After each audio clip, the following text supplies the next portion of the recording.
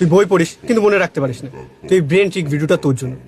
বিজ্ঞান বলে আমাদের ব্রেন তখন সবথেকে বেশি ভালো শেখে যখন শান্ত আর সচেতন থাকে। তাই নিজের পড়াশোনার গতিকে যদি 10 গুণ বাড়াতে চাস তাহলে এই 3টে পয়েন্ট মাথায় রাখ।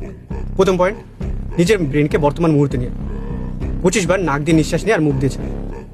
শেষ নিঃশ্বাস নেওয়ার সময় 15 সেকেন্ডের জন্য নিঃশ্বাসটা বন্ধ রাখ। এতে তোর ব্রেন বর্তমান মুহূর্তে চলে আসবে। দ্বিতীয় পয়েন্ট, নিজের ফোকাস লক। যে রুমে বসে আছিস বা যে বইটা হয়তো পড়বি বা ঘরের যে কোনো জিনিস আছে, 30 সেকেন্ড চোখের পাতা না ফেলে সেই জিনিসের দিকে তাকিয়ে থাক।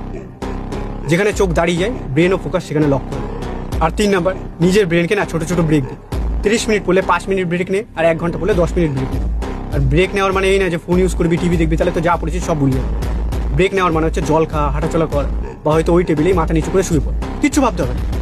যেগুলো পড়েছিস ওই ভাবনাগুলো অটোমেটিক তোর মাথায় ঘুরবে, আর অটোমেটিক সেই পড়াগুলো তোর মাথায় ব্রেনে সেভ হয়ে যাবে অটোমেটিক।